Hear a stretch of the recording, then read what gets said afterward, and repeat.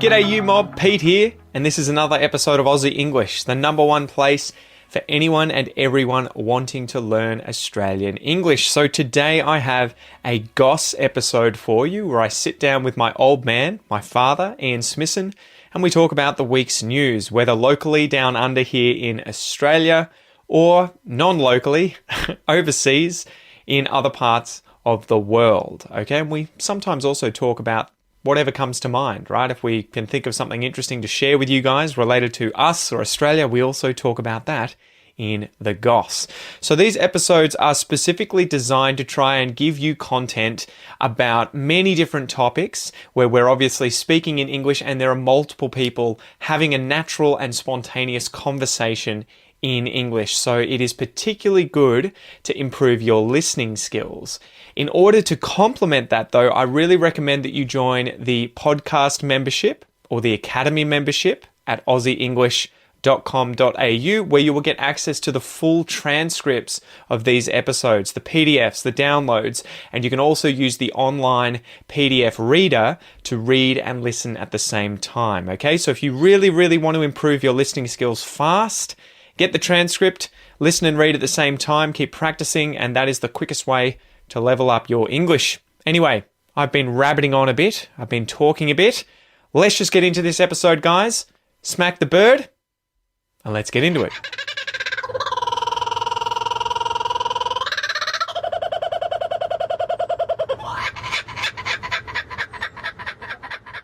Dad.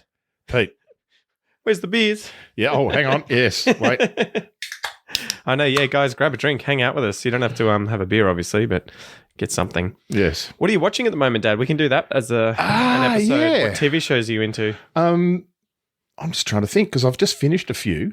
Dad's so picky, guys. I know. He's always asking me about recommendations. Pete gives me all these recommendations. I'm nervous. And you're always like, I watched one episode and it was shit. I'm like, oh, I loved it. Yeah, I know. You got more patience than I have, though. I tend to, and I think we've discussed this before, I tend to fall off things quickly if they don't grab me in the first episode, which is a bit unfortunate because often the first episode is a pilot, and pilot episodes, while they are there to establish credibility for an upcoming show and interest in it, they also suffer from not having much plot, and they just introduce all the character arcs. Yeah.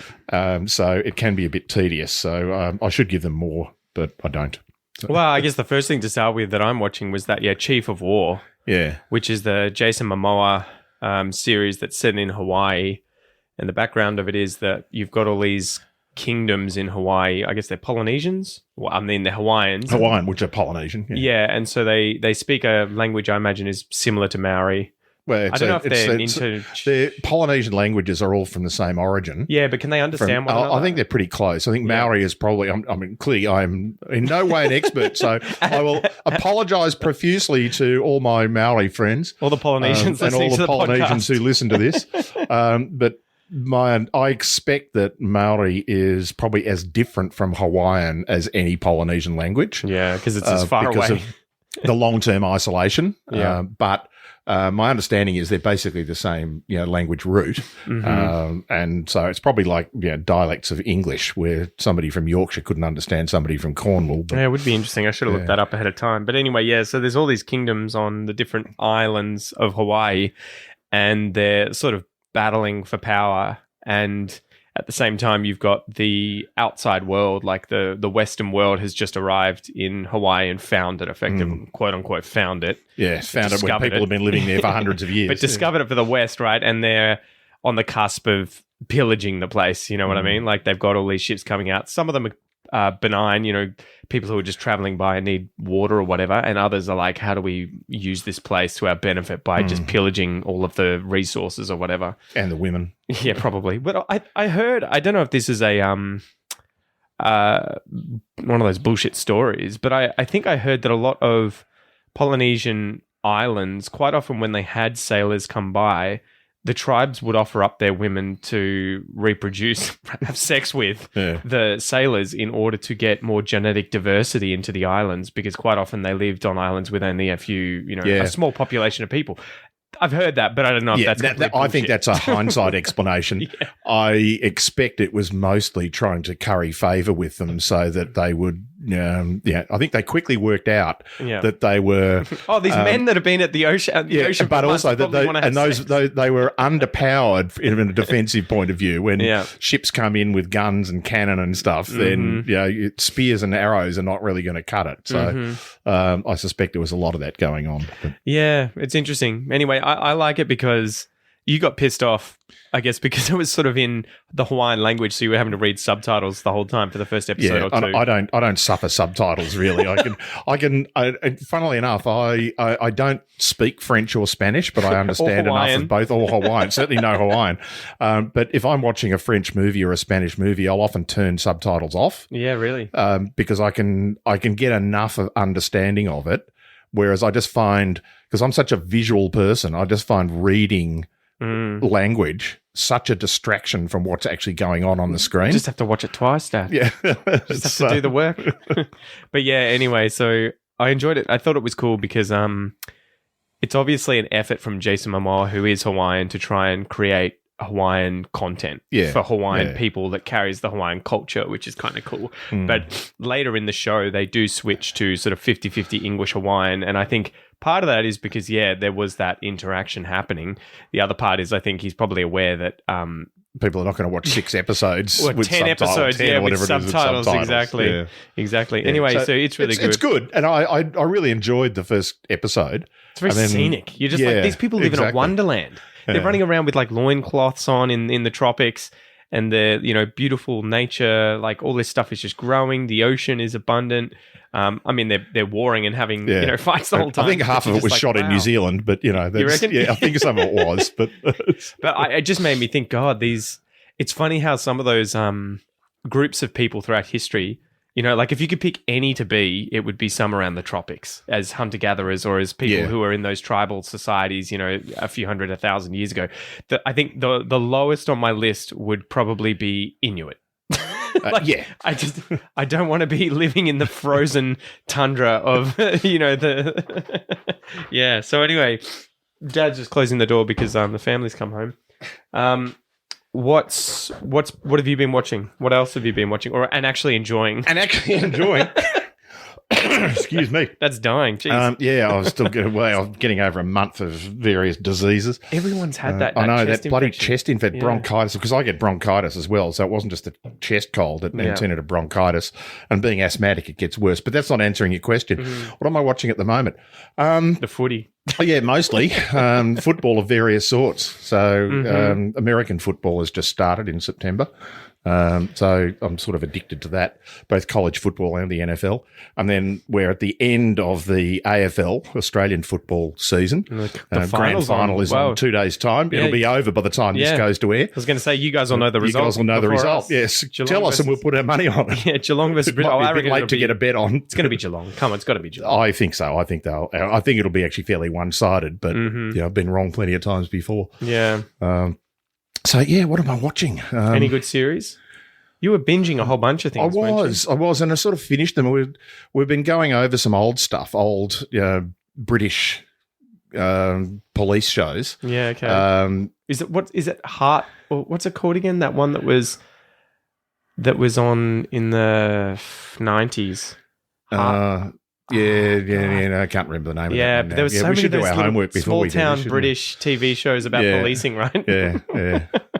I've actually just started one that's old now. It's not British, it's Canadian, called Hudson and Rex.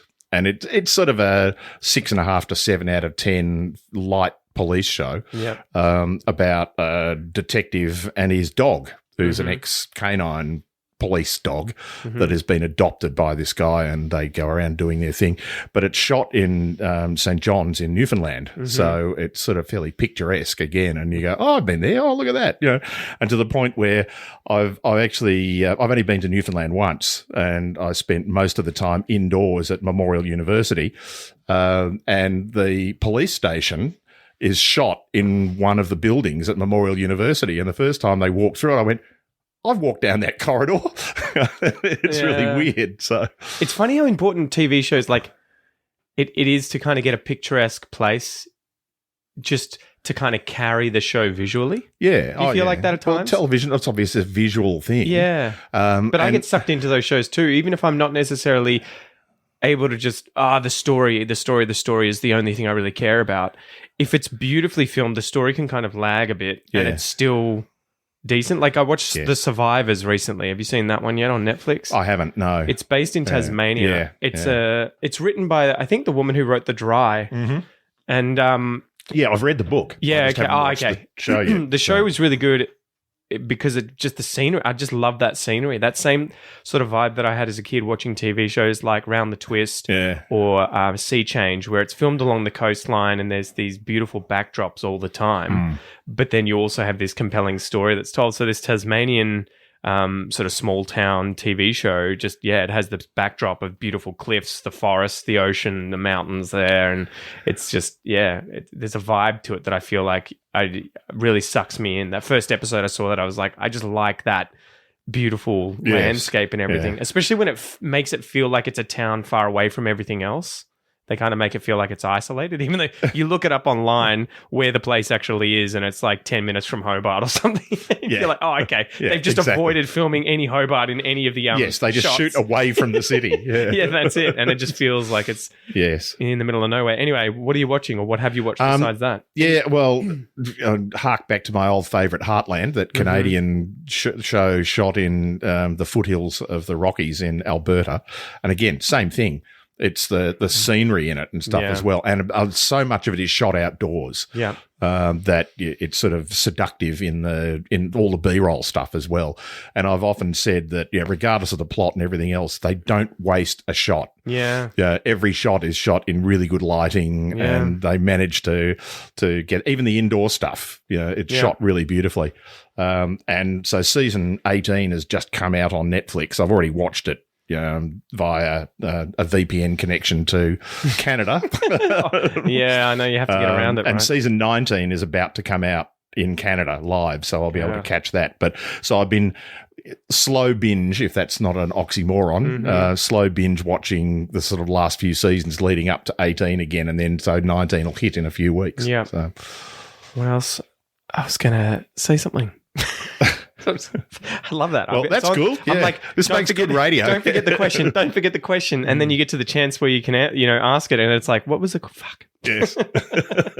Yellowstone. Yes. Did you finish that? Have you smashed out all of that? I have not done that yet. No. Yellowstone was another series that's similar in terms of like I got beautiful you sucked area. into that. Yeah. I binged the whole thing really quickly, but it's based in Montana, Yellowstone National Park, right, or that area. Yeah. And it's that kind of, what would you say? It's kind of like underbelly family mafia type thing with ranch life as well as business side of it, and all of these sort of worlds are intertwined. The law, I like the indigenous side to it as well. They have the local kind of Native American people that are a big part of the story as well. Yes, and you kind of like, it's just cool that they've included all those areas and you get to touch on all of them. Yeah, funny that you mentioned Yellowstone, the connection with Heartland. Listen to Amber Marshall, who's one of the stars of Heartland. She's the only reason you watch it. Well, no, not quite. Listening to her a couple of years ago talking about watching Heartland on TV, and she says, I very rarely watch it, but it comes on a Sunday night and it leads into Yellowstone. And she said, I watched an episode of Me on TV, and Heartland is a very sort of family-oriented, wholesome, sort of PG-rated TV show, shot in a very similar fashion to Yellowstone, of outdoors, mountains, ranch, horses, cattle, all that stuff. And she said, yeah, it's not quite the same vibe. I really love Yellowstone, but it's not quite the same vibe where people are being shot and kidnapped, and it's something about it, right? It was really good. But I finished that, so I'm looking forward to it. I think he's going to do another season or series. There's supposed to be a post-season come out. There's now right? They've done 2 prequels, and there's supposed to be an prequel coming out. But there's also I think potentially a post one. Not season 7 or whatever it is, but another show that's based on 2 of the main characters. And what happens to them. It's pretty clever. Like, so Yellowstone was the main one I think they started with, right? and this family on this ranch in Montana that had been settled by that original family. Yeah. Generations ago in the 1880s. And then as a result, they've kind of gone through those different periods of time for the prequel seasons. Yes, they made 1888. Yeah, where they showed how the people got there along the Oregon Trail. Yeah. And then 1923. Yeah. And then I think they're going to have a 1940s. They're going to do one in the 40s or 50s or something. Yeah. So anyway, that's a really cool one. Obviously not Australian. No. What else have I been watching? Alien Earth. I just finished yesterday. Oh, really? So that's the Alien franchise, but it's a series. And the premise is that this young boy genius is a trillionaire. He's got this tech company, has an island where he's got his facility, and he's got these terminally ill children that are obviously going to die, that have signed up to, what would you say, like transport their consciousness into, what are the names of the things? The sort of like robots that they have. Oh, android. The android. It's not a mix between a human android thing, but they're completely digital like robot things, right. But they get the mind transferred, and then it's really interesting. Initially, I really enjoyed it, because they've set it up to have this huge parallel between Peter Pan. So this this genius considers himself Peter Pan, and the Lost Boys are these children that have been turned into these. Is there a Wendy character? Yeah. She's the main one, right? And anyway, it's really interesting because they have it's prior to, I think, the Alien movies coming out. Right. Where the first time that these different alien creatures that are very dangerous have been out and found in different planets, and this other tech billionaire woman family group have tried to get these weapons, effectively these alien organism weapons. They try and ship them across, and then the ship crashes into this guy's place, right? And so he ends up getting them and being like, what the shit is this? What's going on here with these? And wants to use them for his own ends. Right. And then in the whole series, this Wendy, this character, good guess, she's sort of trying to work out who she is, what she is, how she fits into it with her Lost Boys, because they're not children, they're not adults, they're not human, they're not robots. There's something in between all of this. And she can, communicate with the alien. I like those. I like it. It's kind of cool. I like those sort of science fiction shows where the premise is well established, and it could be completely impossible in a sense of our understanding of modern understanding of science. But if they set the premise up well enough and they stick to their own rules, then those shows work. Stargate was a good example. Oh, I love Stargate. Star Trek, and apologies to all the Trekkies out there, the hundreds of millions of Trekkies out there. But I enjoyed watching Star Trek, but it didn't suck me in. I never got into because it had no premise. It was just traveling around the universe. Yeah, doing stuff.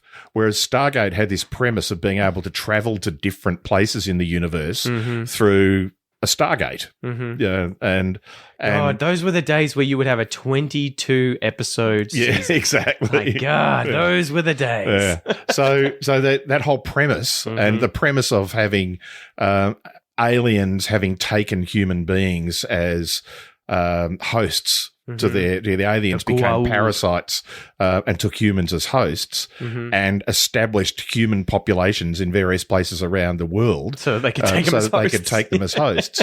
Meant that around the universe, you mean, not around the world? Around the universe. But actually meant that the TV show could take humans from different periods in our history and establish different cultures around the universe. Well, and the best thing was they all spoke modern English. They did, yeah, exactly. That's a thing looking back that really jolts me out of it. You're like, they all have North American accents. They all speak like Canadians. There's no Australians. There's no Spanish. There's no Africans. They're all just... Not even anybody from Alabama. They're all Canadian. The other thing is, like, when you watch that series, you're like, there's just... Every planet has fucking pine trees. Yes, yeah. It's all the planet Rockies. Looks like Vancouver. I know. I'm like, where are the desert planets? I know. But it was an interesting premise that they stuck to their own sort of fictional physics, and so that sort of stuff works, I think, because you understand the world and you accept that it's not real and just move on. Yeah. Well, they do have a few of those. Is it like Deus Ex Machina type things? Or we have this, is it Naquita? We have this special new element that allows us to create insane amounts of energy that allow us to travel through space. And you're like, it sounds good enough, like exactly. But I can get on with that as opposed to just, we just can. Yes, exactly. I need to get back and watch Stargate. So they came up with a fictional explanation to a physics problem. Mm-hmm. Foundation is the other one that I've been watching. That's finished season 3 of. Asimov's. Yeah, Isaac books. Asimov. Yeah, that was really good. I kind of like the idea of they have an empire that is a galactic empire. I assume it's within the one galaxy. It's not throughout the universe, but it's the one galaxy. They have all these planets under their control, thousands of different planets. And in order for the empire to sort of maintain its leadership, they have clones of the same original emperor. Yeah. And 3 of them alive at any one time. Again, so that they have, like, if they go to a vote, there's always 2 to 1 usually. But they'll have a young one, Brother Dawn. They have Brother Day, and then they have Brother Dusk, who's the older one. So they'll have like a 20-year-old, a 40-year-old, and a 60-year-old. And then at every certain age for the 60-year-old, he just gets snuffed. Just gets obliterated. And then they just decant another one out. Another baby. And so it's a really kind of interesting premise that they've had like 30 of these generations to maintain. So there's always effectively the same quote-unquote person or people in charge, but they have different personalities each time, and they travel through time quite a bit, hundreds of years over this period. So it's funny, they can use the same actors and the same characters, but the characters change their personalities because obviously they're new people each time that have new lived experiences. So I don't know. It was an interesting one watching that, and how they the premise was just interesting. It's kind of cool watching that. Yeah, it's funny. I didn't get into it as a TV show. Surprise, surprise, says Pete. But not because I didn't get into it, because the story is so good.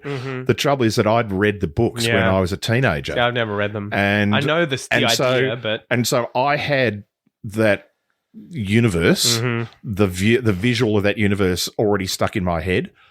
In a 1960s, 70s version of it. It'd be like someone making a remake of Lord of the Rings films or something, right? And you'd be like, I've read the books and seen the originals, and they're just such a big thing that you already have this redo them. I know. And the whole thing was so sort of 2020s CGI'd that I just went, you don't need to do that. You could actually, but Dad, now there's I know. And now there is this expectation that everything's going to be so visually spectacular. Yeah. But the same as Dune. Dune was good, The movie Dune. Yeah. The book, I thought, and it's still the best-selling science fiction book ever, I think. Really? Okay. Yeah. You can fact-check me on that one. Hey, Siri. Again, I read that in the 70s, and I had the visual of what it looked like, and the movie was just way over the top. The modern movie was way over the top. It's number 3. 1984 is number 2, George Orwell, and then The Hunger Games is number 1. Well, again, I would put Dune as a legitimate science fiction. Foundation is number 4. Yeah, 1984 is sort of a sort of futuristic rather than science fiction, and the same with Hunger Games. Hunger Games requires no science; it's simply just in the future. It's simply set in the future with a different. It's sort of a sort of future sociology. Yeah. Which is exactly the same in 1984. So there's no science involved in those other than the fact that in 1984 they predicted a whole lot of technology that they got exactly right.